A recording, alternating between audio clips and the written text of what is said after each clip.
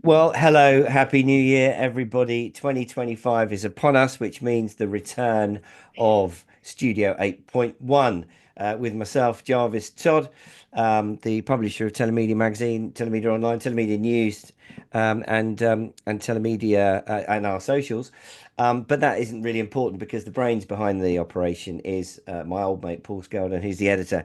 He's the one who spends his days knee deep in telemedia content. And what we do in these sessions is we're going to spend about 20 minutes running through some of the most interesting stories that have come across Paul's desk. And those stories relate to the wonderful world of telemedia, which is an industry sector that we've been dedicated to for well over 30 years now.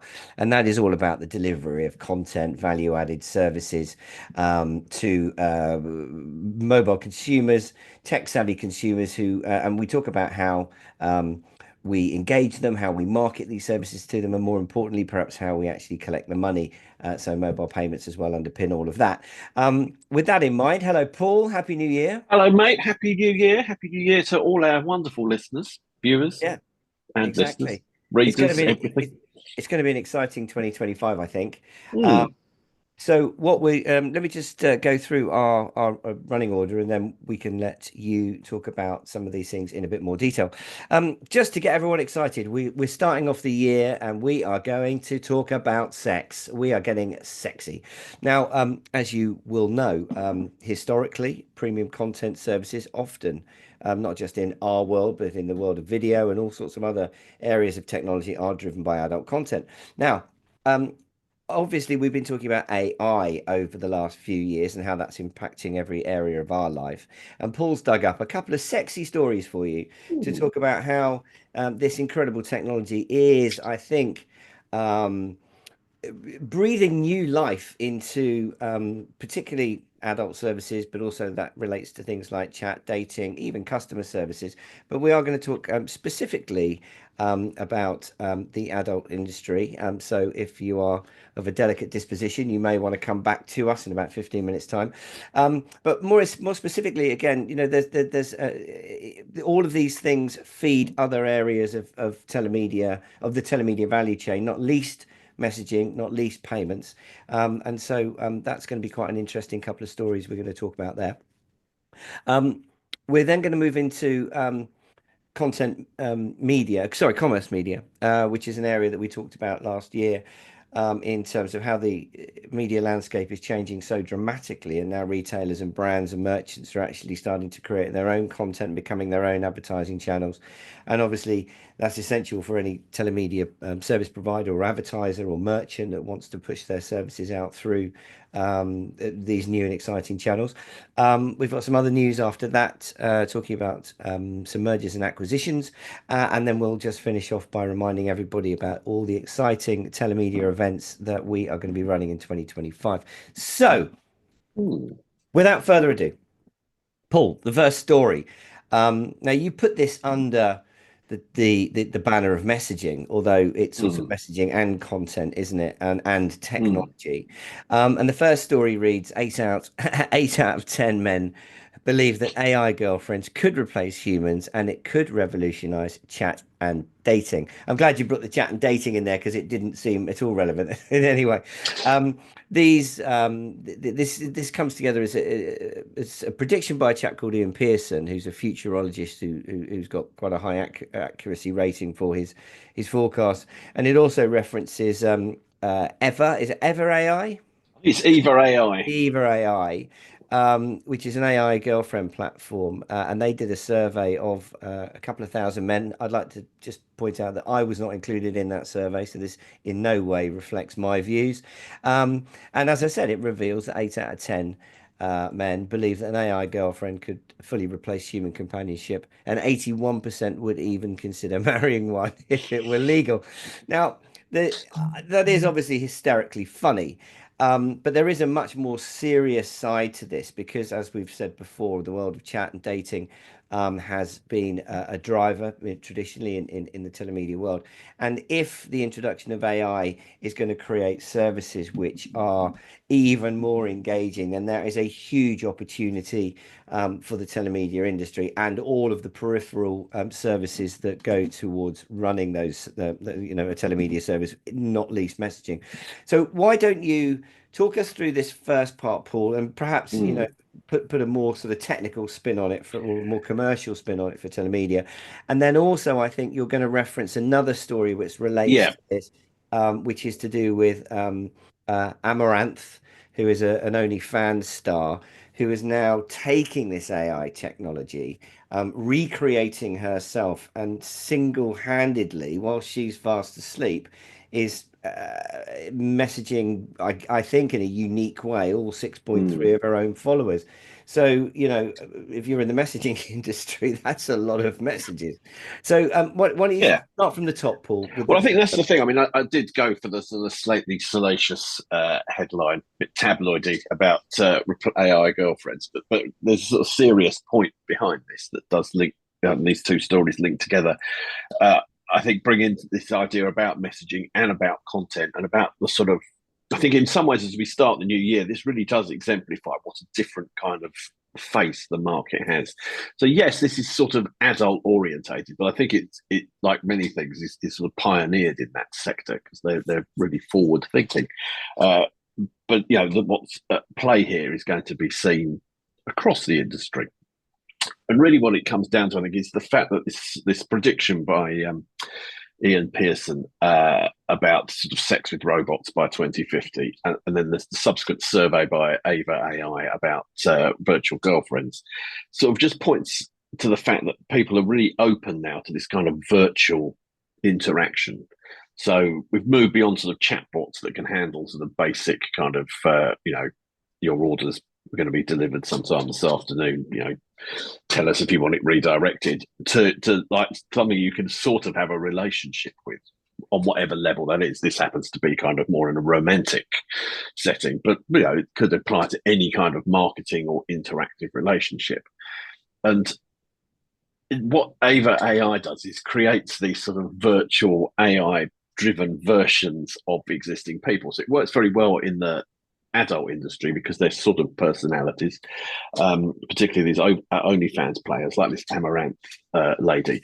Covered the Amaranth thing in late November last year, and we didn't do a vodcast, so we didn't get to sort of talk about it. But I think it was one of the most interesting things that happened last year in that she set up a virtual version of herself that messages and interacts with all her fans while she's working, so she can handle twice as many people.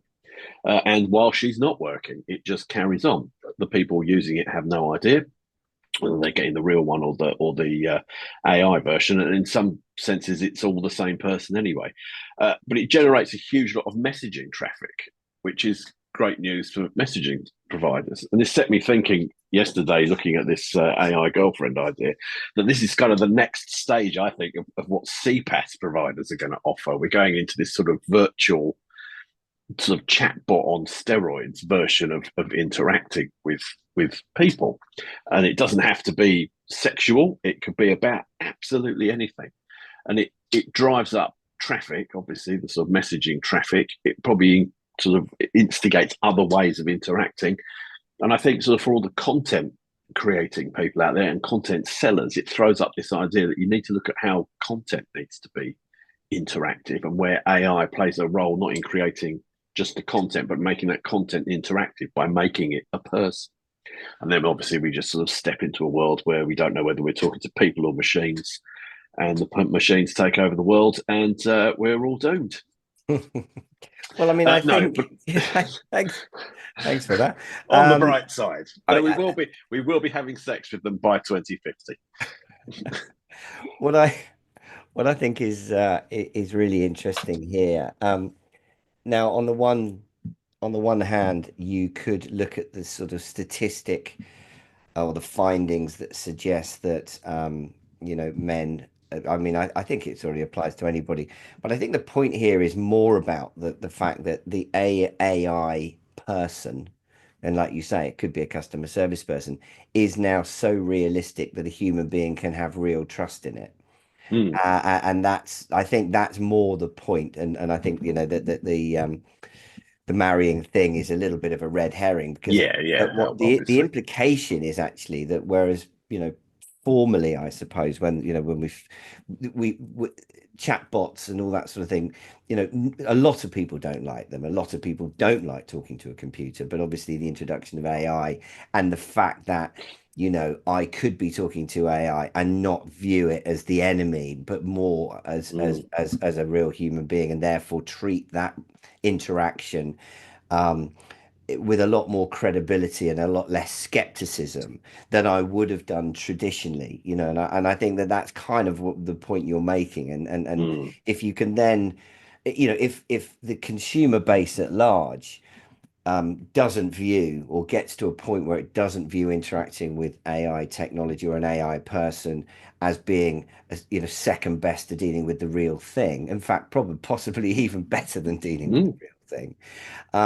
Then, as you say, that's going to impact almost every area of our lives, and certainly, as you say, within the telemedia industry, it could be a real changer, not just in terms of enhancing and adding more premium value to a service, and giving providers an opportunity to scale those services up, but also in terms of all the other areas where customer interaction is so vitally important. And if we get to the Mm. point where we trust the AI interaction and the interactivity, then I think you're absolutely right. This is going to be um, possibly the biggest game changer in our industry. Now, Yeah, I the, think so. yeah, now I would just point out, there was with the Ava AI deal was brokered by a company called Pulse Sync, and I think they were the digital Mm. marketing and brand development agencies that provide these kind of services to content creators. We do have our very own regular unit AI, who have been a regular at World Mm. Telemedia for quite a long time. They've been banging this drum, Yeah, certainly, I think, for about 3 or 4 years. And in fact, we use them, and we've seen their technology develop using an AI helper on yeah, our websites, and it's been really interesting to see just how quickly the quality of that avatar, and the quality of their interactivity and their ability to interact in just such a short space of time. mm. Um, so I think it's going to be fascinating 2025 to Yeah. see how this is going to impact, front and back end services across the market. Well, I don't think we can say that while talking about this subject, but yes, you're right. I think one thing I did neglect to say, sort of, while we were talking about earlier on, is the customer service side. What I think is interesting, you say that yes, obviously marrying them is somewhat ridiculous, but I think that sort of level of relationship is something that, so people don't like talking to chatbots, but if it's a person, even though it's a virtual person, you get to talk to the same person every time. And so it's like me ringing you up and asking you where my parcel is, for example. So it builds a much deeper engagement between the customer and the company, without the company having to employ thousands and thousands of people. It's a really interesting thing. I think from the content creation point of view, it radically changes what content is, because content can be created by AI, but what it needs to be is sort of content that's based around perhaps characters of your own creation, or as the story sort of predicts or suggests, is that some people sort of express an interest not just in sort of having a romantic part, but bringing back sort of people from the dead, sort of thing, and having some sort of ongoing relationship with that. It's something I talked about with a guy called our old friend Lee Booth about 15 years ago in a pub, about could you recreate sort of our dearly sort of departed virtually, and would there ever be a market for that? And I think this possibly is where that might, one aspect of this might be that kind of service. So I think there's all sorts of things you do with this. And I think it has a massive impact on customer service, and therefore engagement, messaging, CPaaS, all those sorts of things, and how content is created and how content is marketed and sold and all that kind of thing. It's huge. I think the other point to raise here is the other side of it, of course, is that it's only as good as the people and the uh, Mm, philosophies of the companies that are using the technology. of Because in the course. same breath, we've been talking about how um, being able to reproduce so accurately a person, and that technology can equally be used very, for Well, darker the, the fraud, fraud the fraud purposes as well. implications of this So are enormous. it Also, really is a conundrum, isn't yeah, it? On the one yeah, hand, you can it's difficult. celebrate it if it's in the right hands and doing virtuous things, and if it's in the wrong hands, the Yeah. same technology and the same selling points can be used for equally nefarious reasons. Yeah, well, that's technology for you. But yes, Uh, no, no, uh, you're absolutely right. I was trying to put a positive spin on it. Later in the year, yeah, obviously, let's yeah we'll we'll we'll talk smash about this up fraud and more in complain the about the fraud. as we go on. Well, look, I mean, on this theme of content, I mean, I think, as I said, that was interesting in terms of looking at the implications to the messaging industry as a result of the AI generated content. But we're now going to be talking about, if you remember, we talked about, let's start from the beginning. I remember back in, the late 90s, one of the sort of standard strap lines we used to use for reasons to come to World Telemedia would be that you needed to stay up to speed in the world of the ever-changing media landscape. And that was a phrase that we used a lot, right, 15 years ago. And I think that we all thought that, we've all been comfortable now with online, and, we don't even really separate online and mobile anymore. It's connected consumers. And of course, 15 years later, this landscape just continues to change, right? Mm, mm, Which is interesting because, I mean, you read in the story, it talks about a media landscape with less advertising in it, which, of course, for any advertiser of telemedia services, it is a moving target, and constantly trying to find new ways to navigate the ever-changing media landscape in order to target those pesky high-tech consumers with your marketing messages is getting harder and harder and harder. But equally, as things change, the landscape presents new opportunities.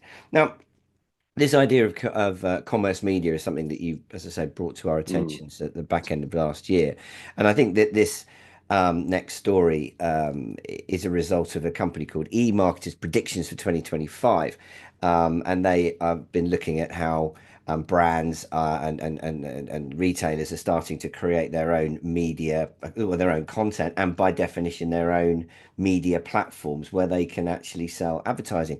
So why don't you talk us through some of the findings from eMarketer's predictions? Well, yes, I mean, well, the e-marketers predictions. There's many about all sorts of things. The thing that I felt was particularly relevant and interesting to us is this idea that well, there's two things going on depending on what you read. There's consumers want to see fewer adverts. It would seem. Yet they want to receive services for free if they're ad funded. So Netflix is launching an ad funded version. Prime has adverts on it, all that kind of thing. So there's this sort of strange kind of dichotomy going on where consumers want things for free but with adverts, but don't want to watch the adverts. So the conundrum really is how do you service that? And one way of doing it is to make the adverts more entertaining. That's nothing new. That's what advertising's always striven to do. But I think what we're finding in this age of commerce media, where just to sort of backtrack, there's this idea that sort of any kind of consumer facing company, particularly retailers, but it can be things like airlines and hotel chains and anyone like that, telcos, that have first party customer data can use their websites to sell adverts that are relevant to those people. So a brand can advertise, say, on O2's website to reach O2 clients. Um, it's very prevalent currently in retail where people like Tesco's and all that sort of thing, all those sorts of large retailers put adverts for brands on their website. So things that look like recommendations and all that, they're actually paid for ads that are very carefully targeted. It's fairly well known and accepted how this works. Excuse me. The e-marketeer prediction, though, is looking more at how one companies are going to have to do more to create interesting content to make those ads viewable so people actually watch them, particularly when they appear in streamed things like Netflix and other connected TV services. But equally, there's quite a few brands and retailers and all sorts of people who are starting to create their own content as well.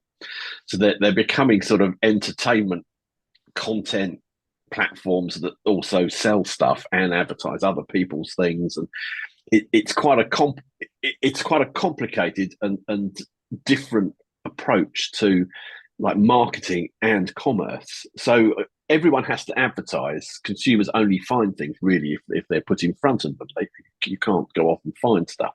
But you have to find new and creative and interesting ways of doing that, and new places to put those, and all that kind of thing. And again, I think like the story we were just talking about with AI and interaction, this whole idea changes what the content or what kind of content people are going to want. So for all the companies that we deal with who sell content, it's another stream of content for them to help create and generate. So stuff that's kind of product placement based, but not overtly, stuff that's entertaining, but on brand for certain people.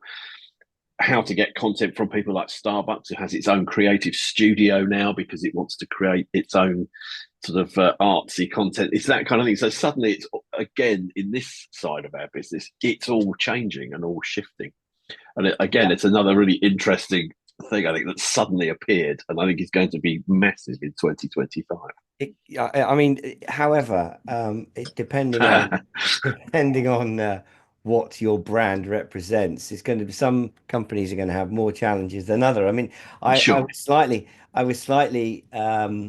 well, I suppose, I raised an eyebrow to know that, Starbucks consider that there's a Starbucks story to tell kind of thing with the Starbucks studio. And I thought, well, very lucky that they're not making toilet cleaner or something like that. 'Cause I mean, if everyone's got a story to tell, but I take your point, and I see, I've noticed this more recently. I mean, one of the great examples, I don't know if you saw this, was the pre-fight promotion between Tyson Fury and Usyk. No, and I guess the promoters had actually gone to the trouble of they created a mini movie.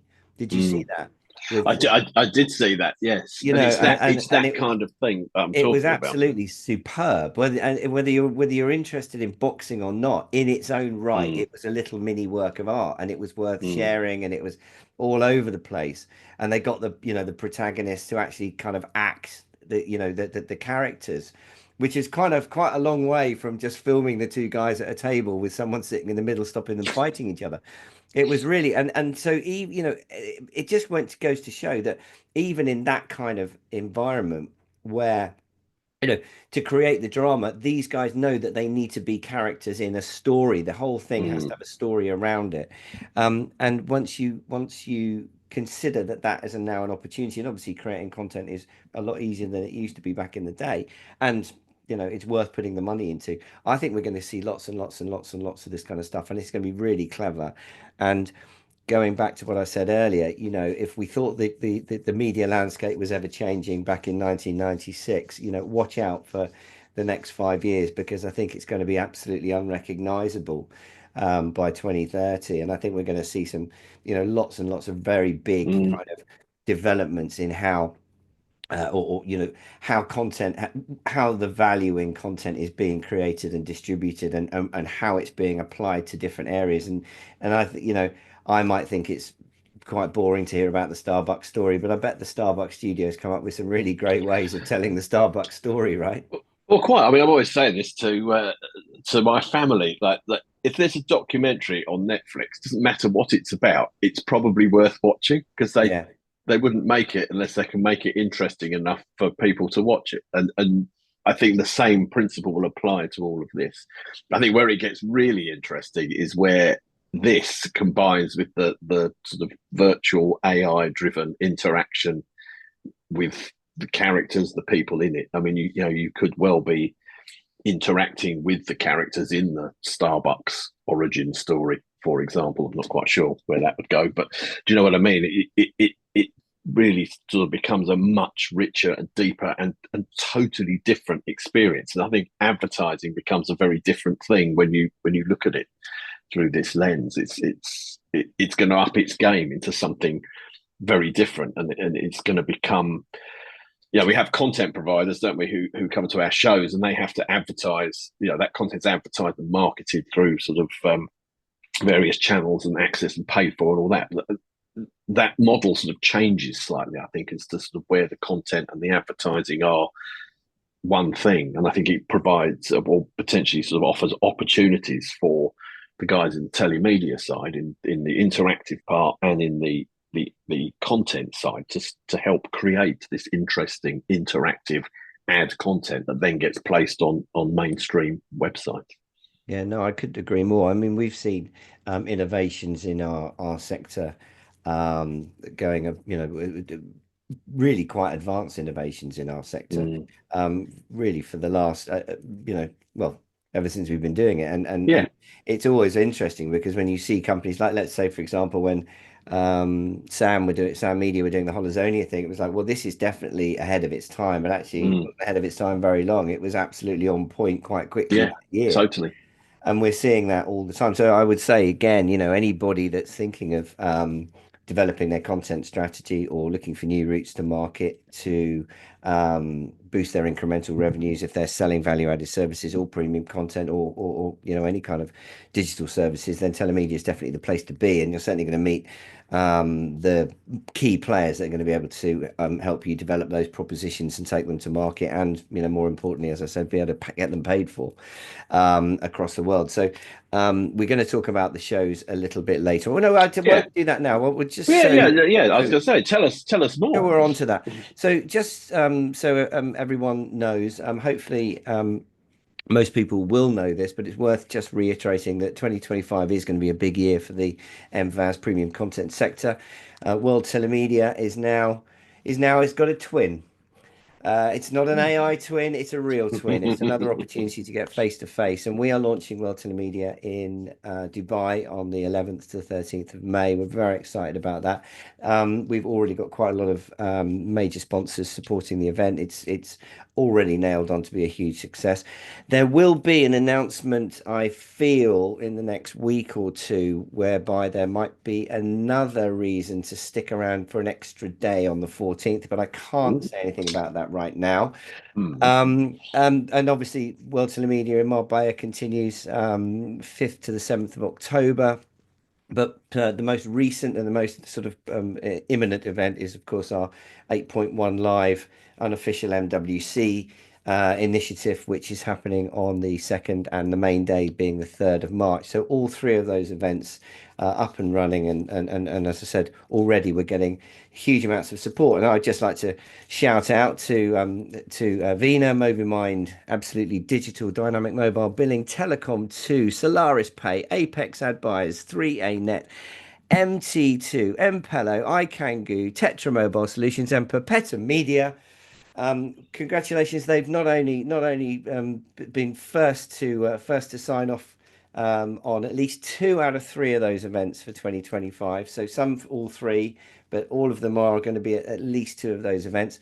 They've got in very early this year. I think we broke all records with getting our first confirmation for 2025. I think it was something like the 10th of December. But what it does show is that people are now considering the telemedia events as being essential dates in their calendars.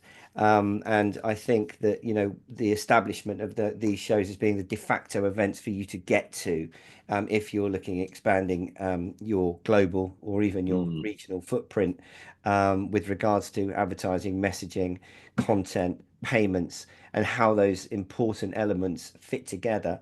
I think it really goes to show that the telemedia industry and these shows in particular have now become the places to be. And going back to what we were saying earlier, Paul, what I would like to see over the next couple of years is that more brands start to look at the telemedia industry as being where they're going to find those partnerships to help them develop some of the commerce media strategies that we've already talked about, because certainly that expertise and that understanding has been incubated within our sector for many years, and we'll certainly be making a big effort over the next 12 months to really highlight that with relevant editorial content of this Mm. nature, and I'm sure that you'll continue to do that. Yeah, absolutely. I think it's going to be an interesting year. We've got the events that are excellent and attract more and more people with and they're there to talk about these interesting things. And it's often there that you see the first signs of this stuff that we talk about actually becoming real services and being taken in directions that while we sit here talking about it we haven't even thought of, which is that's what I'm most excited about all three, particularly in Dubai and the Middle East. I think to sort of see how that market has the opportunity to sort of leapfrog in some ways and really run with some of these new services. Be really interested to see how that plays out. And equally, we haven't on that point. I think one of the interesting sides to that story is that you've got a network operator base that is not Mm, as has not kind of been through the mill yeah, like the perhaps some of the MNOs in Europe that are perhaps a little bit less flexible, a little bit less open-minded towards partnering up and driving content sales and MVAS sales into their mm, own subscriber bases. Whereas, I reported back 2 or 3 years ago about how it seems as though the sort of strategy from the MNOs in the Middle East is very much focused on delivering value-added services above and beyond, the yeah. telephone calls and messaging, which is obviously where we fit in.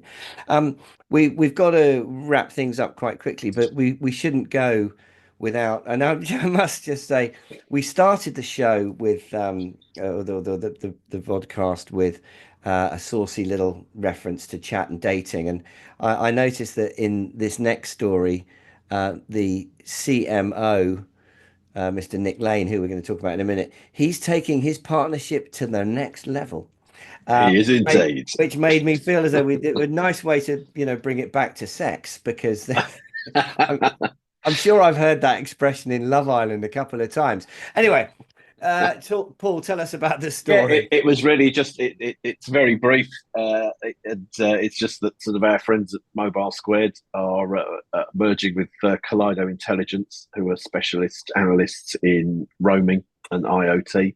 So bringing together the sort of authority in messaging intelligence, Mobile Squared, with the guys that know roaming and IoT. Excellent sort of merger, I think, of expertise. And if you want sexy, if you go to the website where the link will be below, check out the photo of the merged team. And I think Yeah. you two will be amazed at how beautiful they all are. Yeah, no, so congratulations to them. We wish them Yeah. all the best.